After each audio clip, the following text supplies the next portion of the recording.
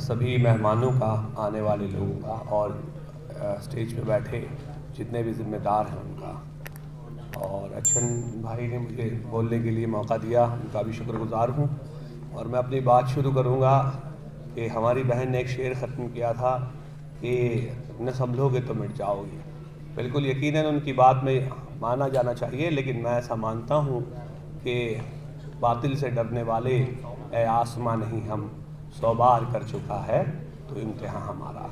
तो ये वही शेर हैं जो हमें हिम्मत देता है।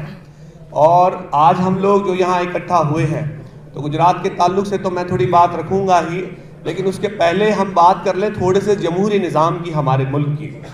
एडवोकेट साहब, फ़हीम साहब जो बैठे थे, वो शायद अभी बता रहे थे कि मेंबरशिप में ओबीसी के सर्टिफिकेट के लिए लाइसेंस का होना ज़रूरी है। तो मुझे लगता है कि थोड़ा उस पर भी फोकस होना चाहिए सनोवर साहब, क्योंकि एससी के सर्टिफिकेट में आज भी उन्हें एससी के सर्टिफिकेट इश्यू हो रहे हैं जो अब पहले का काम नहीं कर रहे हैं। अगर बाकी के लोगों को दिया जा सकता है तो फिर कुरैश बिरादरी के लोगों के लिए लाइसेंस कंपलसरी क्यों है अगर वो बिजनेस में लिखते हैं तो ये बात मुझे लगता है कि पार्लियामेंट तक जानी चाहिए। अगर हमारे पास रुकून पार्लियामान भी मौजूद हैं और भी लोग मौजूद हैं, अगर ऐवान से काम नहीं होगा तो फिर इंशाल्लाह कोर्ट का रास्ता भी इख्तियार करेंगे। तो एक तो ये बात थी। दूसरी बात ये है कि हम तो अभी यहाँ जो बात कर रहे हैं कि बूचर कम्युनिटी का जो मामला है वो पूरे देश में ख़राब है। गुजरात का हाल तो इससे एक कदम और आगे बढ़ गया। शायद हाजी अहसन साहब बता पाते, हमारे वहाँ अभी पिछले हफ्ते उन्होंने अंडे की लारियाँ और जो छोटे मोटे चिकन की जो स्टॉल वेंडर्स जो लगे हुए थे उन लोगों को सख्ती से मतलब हटाने का काम शुरू कर दिया। बाकायदा हुकूमत की तरफ से, ये कॉरपोरेशन की तरफ से, नगर निगम की तरफ से ये नोटिफिकेशन इश्यू हुए कि सिर्फ और सिर्फ नॉनवेज के जो वेंडर्स हैं उन्हीं के ऊपर सख्ती बरती जाए, जिसको लेकर के हमने काफ़ी हंगामा मचाया, अपने रिप्रेजेंटेशन भी दिया, कलेक्टर में दिया, म्यूनसिपल कमिश्नर्स को दिया, और अब जाके थोड़ी सी रियायत है। तो मामला ये है कि देश में जमहूरी निज़ाम तो सन 47 से आ गया, लेकिन 47 के वक्त हमारी पूरे मुल्क की जो आबादी थी वो 36-37 करोड़ थी अनकरीब, और उसमें से 95-98% नॉन वेजिटेरियन सोसाइटी थी, मांसाहारी, जो आज भी उतनी है, बहुत ज़्यादा उसमें डिफरेंस नहीं है। लेकिन उस टाइम जो कुरैश बिरादरी के लिए या ये बूचर कम्युनिटी के लिए जो इंफ्रास्ट्रक्चर था, जिसको हम स्लॉटर हाउस कहते हैं, या और दूसरा इंफ्रास्ट्रक्चर जो हुकूमत का काम था प्रोवाइड करना, उसमें आज तक इजाफा नहीं हुआ।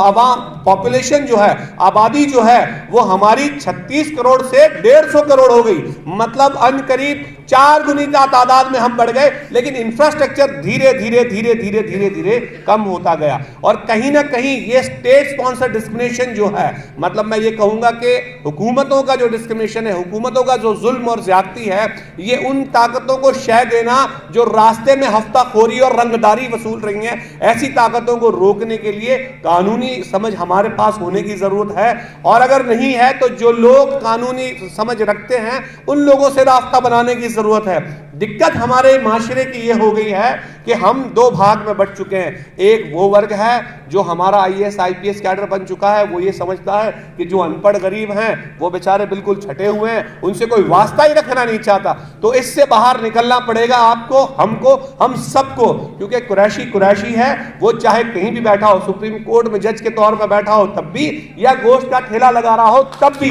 जब अगर हम ये फर्क करना भूल जाएंगे और हमारे भाई के लिए जब मैदान में आएंगे तो मुझे लगता है कि इंशाल्लाह बहुत दिन दूर नहीं है। क्योंकि जमहूरियत का मतलब मैं आपको बहुत छोटे से अल्फाजों में समझा दूं, हमारे यहाँ 543 पार्लियामेंट के मेंबर्स हैं। वो 543 इसलिए हैं क्योंकि 150 करोड़ जाके पार्लियामेंट में नहीं बैठ सकते, इसलिए हम हमारा रिप्रेजेंटेटिव इलेक्ट करके, सिलेक्ट करके वहां भेजते हैं। होता यह है कि चुनाव के वक्त वो जब आपके पास आते हैं तब हम अपने वोट की वैल्यू नहीं समझते, तब हम उनसे ये तय नहीं करते कि आप अगर आएंगे तो ऐवान में हमारी बात कैसे पहुंचेगी, ऐवान में हमारे बिजनेस की बात कैसे पहुंचेगी, ऐवान में हमारे पे जुल्म हो रहा है उसकी बात कैसे पहुंचेगी। हम ये बात नहीं करते, हम आके जज्बात में वोट करते हैं। इससे बाहर निकलना पड़ेगा आपको। सियासतदानों से, चाहे जिस किसी पार्टी को आप वोट देते हो, आंख में आंख डाल के बात करनी पड़ेगी कि अब आपको वोट तब मिलेगा जब हमारे लिए तुम काम करोगे। क्योंकि मैं आपको बता दूं, इस बूचर कम्युनिटी के लिए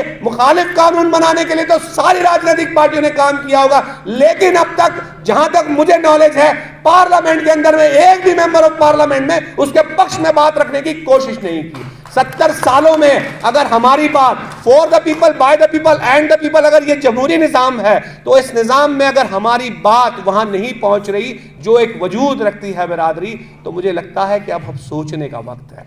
क्योंकि सारे माशरे का जो मामला है, देखिए कानून, वो लोग वहां 1 मिनट में कानून बना देते हैं और उसको रद्द कराने के लिए मुसलसल सालों तक हमारे पास जो एडवोकेट्स हैं उनको सुप्रीम कोर्ट में लड़ना पड़ता है। और आप देखिएगा कि इतने सारे केसेस सरकार के पास सत्ता, उत्तर प्रदेश में आप देख लीजिए बहुत सारे केसेस उन्होंने विड्रॉ कर लिए जो पावर में है, तो उनके पास सत्ता यह भी है कि वो आपके ऊपर केस बना भी सकते हैं, विड्रॉ भी कर सकते हैं। तो हमारा जो प्रॉब्लम है, जब तक हम ऐवान में नहीं पहुंचे तब तक तो ठीक है, लेकिन कोशिश हमारी ये होनी चाहिए कि जब तक हमारी आवाज वहां हम नहीं पहुंचा पा रहे तब तक कानूनी एतबार से इन्हें कैसे लड़ा जाए। और कोशिश ये रहे कि हमारे ज्यादा से ज्यादा नुमाइंदे अपनी लोकल कॉन्स्टिट्यूंसीज में, चाहे पंचायत हो, जिला पंचायत हो, निगम हो, नगर निगम हो, महानगर निगम हो, असेंबली हो और उसके बाद पार्लियामेंट हो, क्योंकि आवाज आपकी वहां पहुंचना जरूरी है। और अगर ये आवाज नहीं पहुंची तो याद रखिएगा कि आने वाली नस्लों के लिए हमारे बहुत परेशानी होगी। मैं इतनी सी बात लेके खत्म करूंगा। बहुत शुक्रिया।